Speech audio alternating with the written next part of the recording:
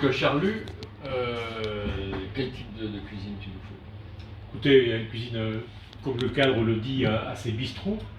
On essaie un peu d'élever un peu le niveau de bistrot en revisitant quelques plats et toujours en restant sincère sur le produit et sur la préparation du produit. Et donc, tu as toujours fonctionné, toujours fonctionné dans les produits du Sud-Ouest, des bons produits, enfin pas que les produits du Sud-Ouest. Alors il n'y a pas que les produits du Sud-Ouest, c'est les produits en général. Moi je suis intéressé par tous les bons produits qui sont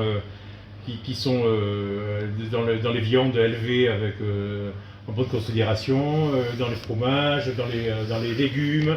On essaie de trouver des fournisseurs qui soient authentiques. Ok. Et ton plat préféré à toi? Bon, moi j'en ai pas mal. Disons que j'ai quand même sur le Sud-Ouest. Moi j'aime le canard, hein, parce que je suis quand même du Sud-Ouest, donc tout ce qui est canard, le confit, le cassoulet bien sûr, tous ces produits. Le cassoulet magnifique ici. Hein, voilà. J'en témoigne, ça fait des années que tu le fais, même dans d'autres établissements magnifiques. Voilà. Voilà, alors qu'est-ce qu'on peut demander alors, donc tu as un plat belge? Plat belge, on n'est pas très belge ici dans le restaurant, mais moi j'aime des plats belges, oui. Les choses de Waterzooi, j'aime beaucoup. J'aime beaucoup. Les chicots au gratin, ça va en Belgique, mais en fait ça rappelle mon enfance en France aussi, parce qu'on le faisait. Dans le Nord. Ça s'appelait les endives au gratin, mais en Belgique c'est vrai que j'aime bien. T'as pas un accent du nord de la France, pourquoi? Ah non, pas de... Et la cuisine exotique? Oh oui, moi j'aime découvrir tous les goûts nouveaux, japonais, chinois, asiatiques en général. J'aime goûter vraiment, j'aime découvrir les goûts venus d'ailleurs. Ouais, tout à fait. Bon, si tu dois convaincre aujourd'hui un jeune de 20-25 ans, le convaincre de se rendre dans un restaurant, tu lui dis quoi? Je dis viens et mange, mais mange bien, et ça te fera du bien et ça sera bon. Voilà, arrête de manger des trucs comme ça à droite à gauche, mets-toi une assiette devant, tu t'assois à table et tu manges. Bon, tu vas faire un tour à la ferme. Okay. Ah. Tu vas faire un tour à la ferme. Tu commences par visiter la porcherie, l'étable, le poulailler, le potager.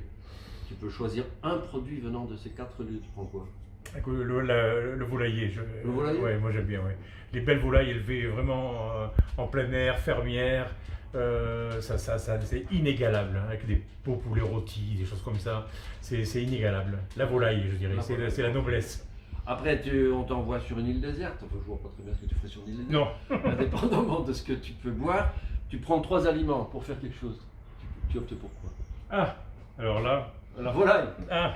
Une volaille. J'espère qu'il va rester sur l'île quelques poules. C'est vrai. Bon, faut faire du feu. J'avais un briquet. On a le droit d'un briquet quand même. Mais tu dois le manger. Et alors un briquet, du feu, et alors qu'est-ce qu'on pourrait mettre là-dessus? Il faut boire un coup quand même, parce qu'avec ça, il faut boire un coup avec modération. Mais une petite bouteille, voilà, d'un bon Beaujolais. Si c'est de l'eau sur une île, normalement tout autour t'en as un peu. Oui, mais bon, il y a autre chose que l'eau. Sur un bon Beaujolais, voilà. Un bon Beaujolais, très bien. Bon, t'as pas une anecdote à raconter dans ta longue carrière? Ça fait quand même 35 ans que t'es dans la restauration. Des anecdotes en cuisine ou en salle? Tu as commencé en France? Oui, j'ai commencé en France, à Paris. Je suis arrivé en Belgique maintenant. Je suis en Belgique depuis plus de 20 ans maintenant, donc je suis quand même resté ici, et bien ici. Anecdotes, j'en ai beaucoup. Écoutez, moi je vais regrouper quelque chose. Il n'y a pas plus magnifique que de recevoir des gens. De les voir heureux, de voir manger, de les voir discuter dans un bar, dans un restaurant. C'est ça qui fait la vie. C'est une vie sociale qui est énorme et c'est ça qu'il faudrait vraiment. C'est l'anecdote. Chaque table a une anecdote à raconter. C'est pas que manger, c'est se réunir. C'est se réunir, c'est ça. C'est pour ça que c'est irremplaçable dans ce métier.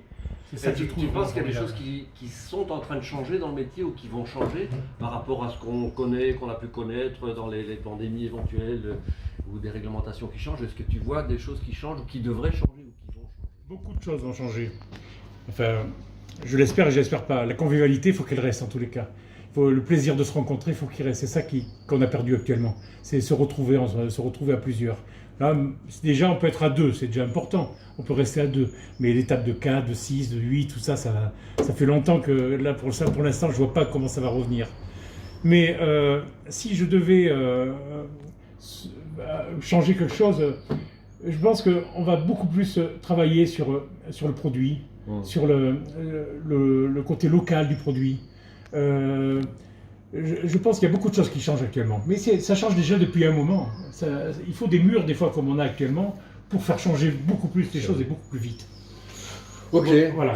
Merci beaucoup Antoine, et puis bonne continuation. Super. Merci, au revoir. Ciao. Merci, à bientôt.